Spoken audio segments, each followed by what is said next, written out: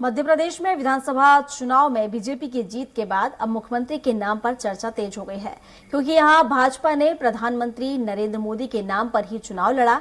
अगले CM face के रूप में शिवराज सिंह चौहान पीछे ही रहे थे। वहीं केंद्रीय मंत्रियों के मैदान में आने के बाद इसे लेकर सस्पेंस और गहरा गया है। आखिर सूबे की सियासत का किंग कौन होगा? क्या नए नामों में से किसी एक को सीएम की कुर्सी मिलेगी, या प्रदेश में महिलाओं और बहनों के लाडले भैया और मामा के नाम से मशहूर शिवराज सिंह चौहान ही सियासत के बाजीगर बनकर 5वीं बार सीएम बनेंगे? देखिए रिपोर्ट। मध्य प्रदेश के मुख्यमंत्री पद के दौड़ में कई चेहरे शामिल हैं। इसमें से कुछ पुराने तो कुछ नए लोगों के नाम शामिल हैं। कांग्रेस से बीजेपी में आकर 2020 में सरकार बनवाने वाले ज्योतिरादित्य सिंधिया एक मजबूत दावेदार माने जा रहे हैं।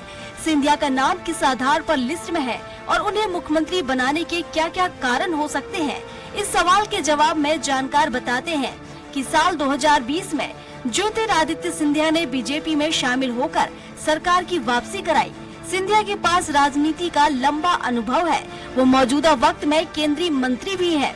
ज्योतिरादित्य सिंधिया का ग्वालियर चंबल के अलावा प्रदेश के युवाओं में अच्छा खासा प्रभाव है। भाजपा में आने के बाद सिंधिया ने अपने महाराज वाली छवि में बहुत बदलाव किया है। सिंधिया ओबीसी वर्ग से भी आते हैं। ऐसा माना जा रहा है कि अगला मुख्यमंत्री ओबीसी चेहरा हो सकता है। दावेदारों की बात करें तो एमपी से लेकर दिल्ली तक राजनीतिक गलियारों में प्रहलाद पटेल का नाम चर्चा का केंद्र बना हुआ है। प्रहलाद पटेल की गिनती मध्य प्रदेश के वरिष्ठ नेताओं में होती है। वे केंद्रीय नेतृत्व के खास माने जाते हैं। इस बात को ऐसे समझा जा सकता है कि जब से दिल्ली में नरेंद्र मोदी की सरकार आई है, प्रहलाद पटेल के पास कोई न कोई मंत्रालय रहा है। साथ ही साथ अगर जातिगत समीकरण की बात करें तो वह ओबीसी वर्ग से आते हैं। ओबीसी में कुर्मी जाति से आते हैं। पटेल ने पहले लोकसभा चुनाव 1989 में जीता था। उसके बाद 1996, 1999, 2014 और 2019 को मिलाकर कुल 5 लोकसभा चुनाव जीत चुके हैं। मजे की बात तो ये है कि पटेल 2023 में पहली बार विधानसभा चुनाव जीते हैं। पटेल के पास सियासत का लंबा अनुभव है। इसी आधार पर उनके सीएम बनने के कयास लगाए जा रहे हैं। कैलाश विजयवर्गीय यानी बीजेपी के फायर ब्रांड नेता, चुनावी राजनीति के अजय योद्धा, जो लगभग 10 साल बाद राज्य की राजनीति में लौटा है।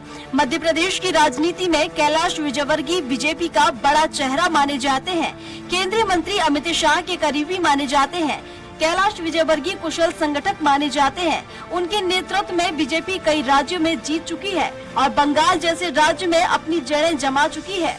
2016 के बाद से ही वह पार्टी में राष्ट्रीय महासचिव की जिम्मेदारी संभाल रहे हैं, लेकिन इस बार बीजेपी ने उन्हें विधानसभा चुनाव लड़ाया है और उन्होंने जीत हासिल की है। कैलाश विजयवर्गीय की जीत से उनके समर्थक काफी उत्साहित हैं और उन्हें मुख्यमंत्री बनाने की मांग उठने लगी है। मालवा निवाड़ में बीजेपी की बड़ी जीत में कैलाश विजयवर्गीय का अहम रोल रहा, जिससे राज्य में बीजेपी की बम्पर जीत हुई। मालवा निवाड़ अंचल से लंबे समय से कोई नेता सीएम नहीं बना। ऐसे में विजयवर्गीय का दावा मजबूत नजर आ रहा है।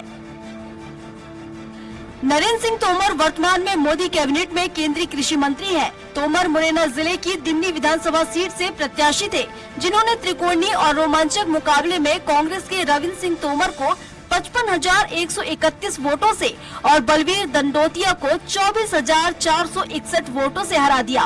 तोमर ने जिन परिस्थितियों में यह चुनाव जीता है, उस वजह से उनके राजनीतिक कैरियर के लिए यह बहुत बड़ी जीत मानी जा रही है, क्योंकि एक तरफ तो तोमर लंबे समय बाद विधानसभा चुनाव लड़ रहे थे, दूसरी ओर चुनाव के बीच उनके बेटे का कथित रुपयों के लेन देन का वीडियो वायरल हुआ।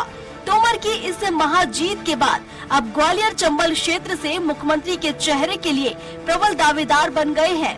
केंद्रीय मंत्री नरेंद्र सिंह तोमर के पास सियासत का लंबा अनुभव है। वे संगठनात्मक क्षमता के साथ ही प्रशासन पर मजबूत पकड़ और कुशल रणनीतिकार के रूप में माने जाते हैं। प्रदेश अध्यक्ष वीडी शर्मा को भी नजरअंदाज नहीं किया जा सकता है। वो एमपी की राजनीति में छुपा रुस्तम साबित हो सकते हैं। हालांकि उन्हें विधानसभा चुनाव नहीं लड़ाया गया है, पर चुनाव प्रचार के दौरान कई ऐसे संकेत मिले हैं जिसकी वजह से उनके नाम की चर्चा होती है। प्रचार के दौरान वीडी शर्मा के साथ पीएम मोदी की कानाफूसी से एमपी की राजनीति के कई महारथियों के कान खड़े हो गए हैं।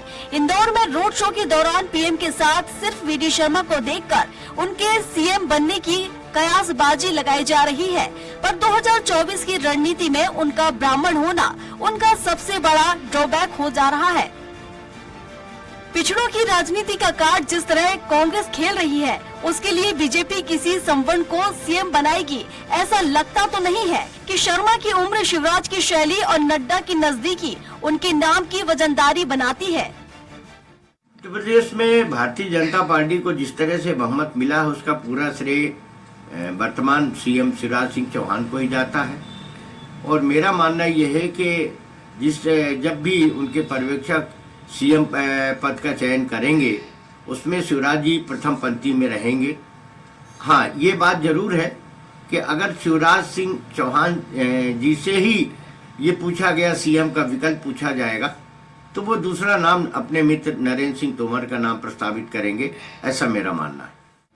अब बात उस चेहरे की जिसे भले ही बीजेपी ने सीएम फेस के तौर पर एमपी का पोस्टर व्याय न बनाया हो, पर जीत का महानायक तो वही है।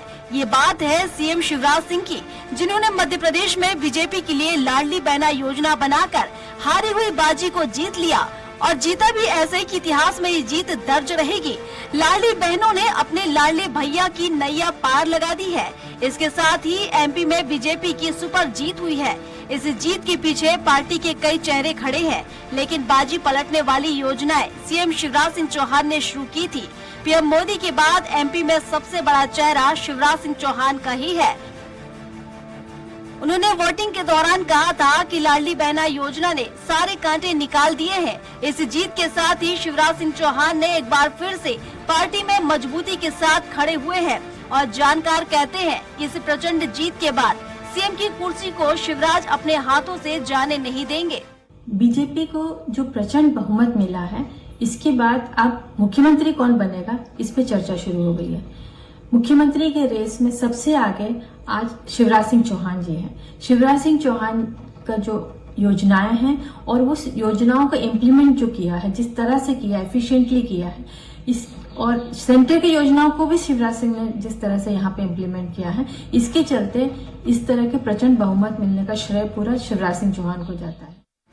सियासी गलियारों से लेकर प्रदेश के चौक चौराहों तक इन दिनों यही सस्पेंस बना हुआ है कि आखिर मध्य प्रदेश के सीएम की कुर्सी पर कौन काबिज होगा। यहाँ कोई कुशल रणनीतिकार तो कोई प्रबल दावेदार, किसी के संगठन पर मजबूत पकड़ तो कोई अपनी योजनाओं और समाज के आखिरी आदमी तक पहुँचने में सक्षम। ऐसे में यह कहना अभी मुश्किल है कि सूबे की सियासत का किंग कौन होगा। आखिर फैसला और नाम तो दिल्ली से ही तय होगा। और इसी के साथ बुलेटिन में अभी के लिए बस इतना ही। अधिक जानकारी के लिए आप बने रहिए हमारे साथ और देखते रहिए स्वराज एक्सप्रेस। नमस्कार।